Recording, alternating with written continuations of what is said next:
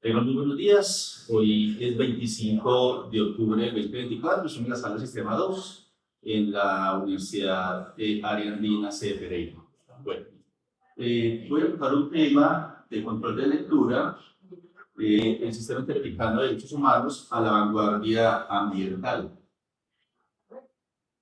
Datos del autor, pues el señor tiene 28 años de experiencia como profesor emérito en Derecho Administrativo y Ambiental en la Universidad del Táchira, en Venezuela, y es también profesor en la Universidad Pontificia en Comillas.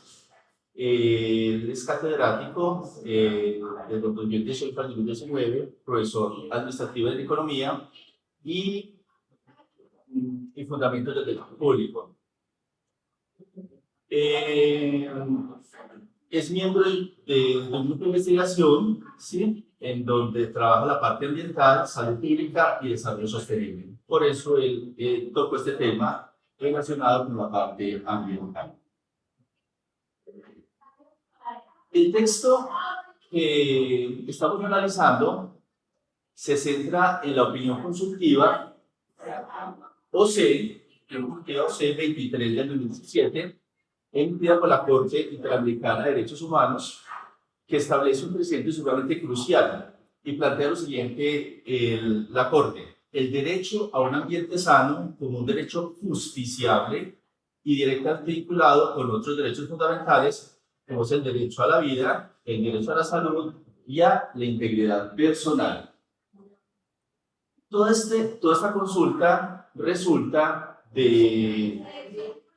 por parte de Colombia en un contexto, como podemos ver acá en esta imagen, en donde un megaproyecto que vincula el Mar Caribe, donde vincula, aquí supuestamente están las islas de San Andrés y Providencia y sus cayos.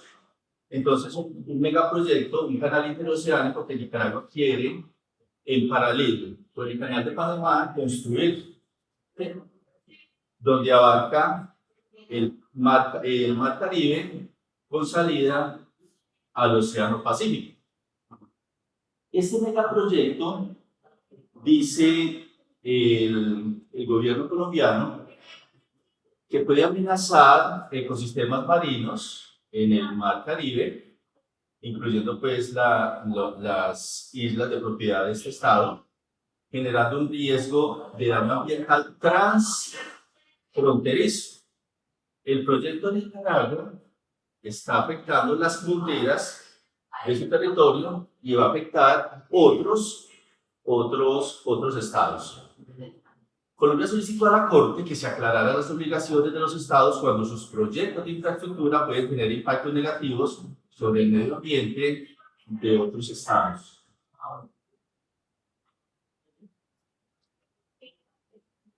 El análisis de la Corte plantea en aspectos procesales y materiales lo siguiente: la Corte responde interpretando este análisis utilizando el Pacto de San José, que hace parte de la Convención sobre los Derechos Humanos, desde una perspectiva ambiental, estableciendo que la protección del medio ambiente es indispensable para garantizar los derechos humanos: derecho a la vida, el derecho a la salud.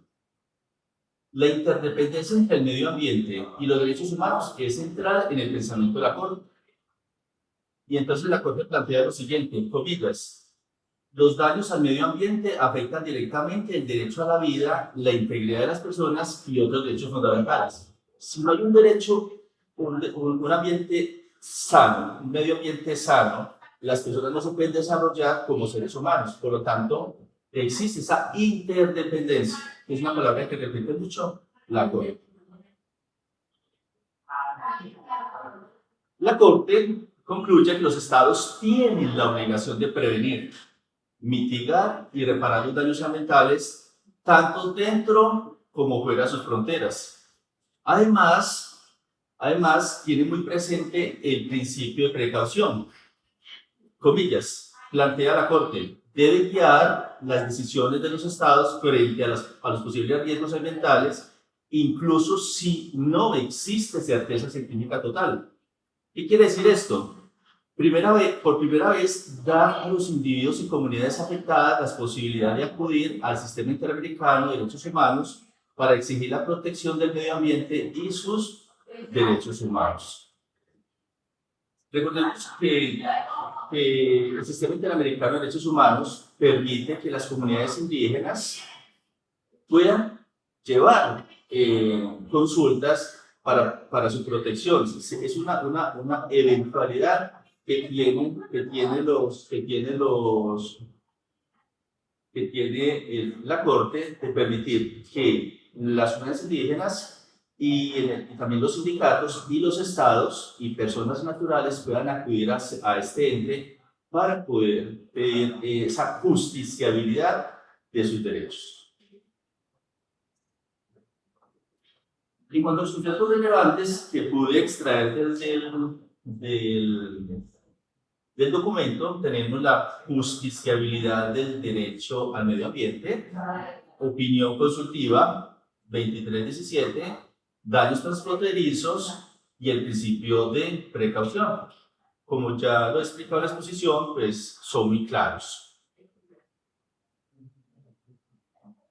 La tesis central del documento plantea que el derecho a un ambiente sano es un derecho humano justiciable en el marco del Sistema Interamericano de Derechos Humanos. Esto implica que los estados están obligados no solo a respetar los derechos humanos de las personas dentro de un territorio, sino también prevenir los daños ambientales que puedan afectar a personas fuera de sus fronteras.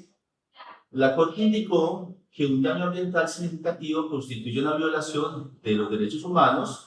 Por lo tanto, cualquier proyecto de infraestructura que sea promovido por un Estado o cualquier actividad económica debe tener en cuenta sus impactos ambientales. De lo contrario, estaría comprometiendo la vida y la integridad personal. Un ejemplo muy claro es el siguiente: la deforestación masiva en el Amazonas. Brasil es el directamente afectado, cuyas consecuencias están afectando las fronteras colombianas, peruanas y bolivianas.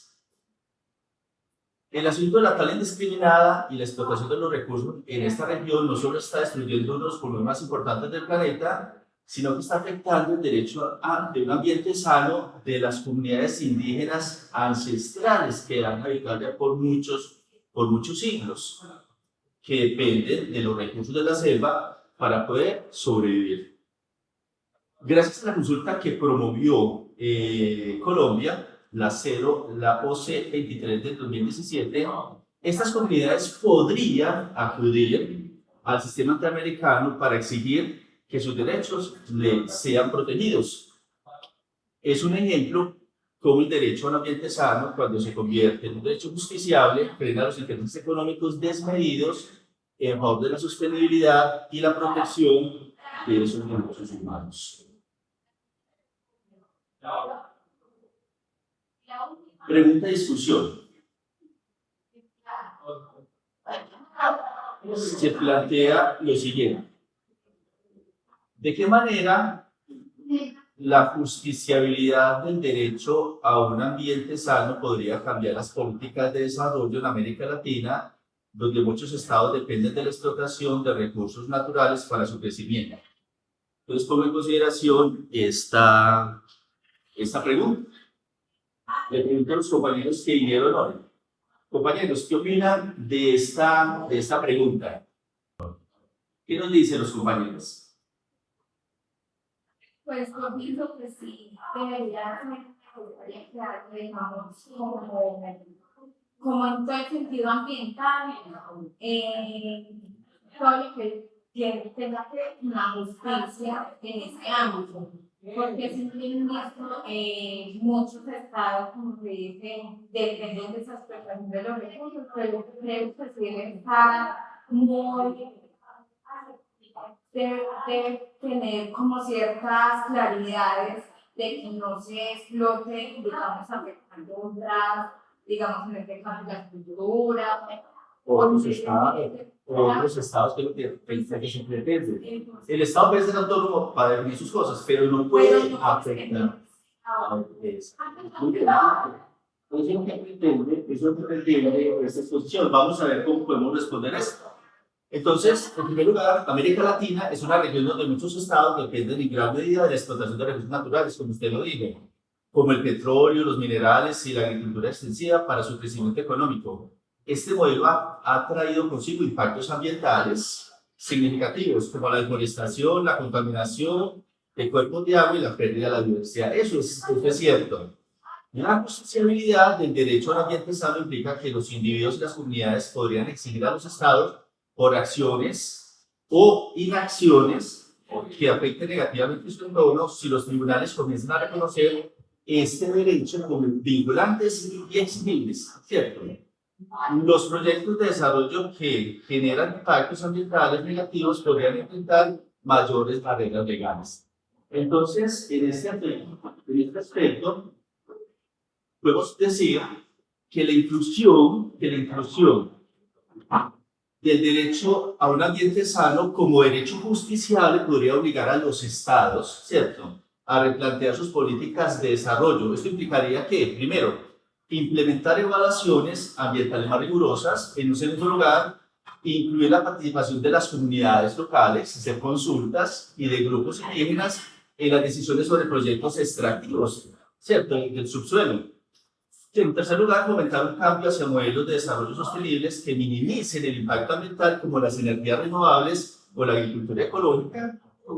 Otro aspecto de respuesta a la pregunta es, si bien la explotación de recursos naturales han sido una fuente clave de ingresos para muchos países, la justiciabilidad del derecho a un ambiente sano podría generar tensiones, ¿como cuáles?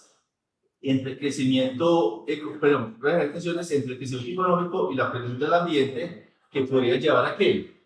Reducción o modificación de proyectos extractivos.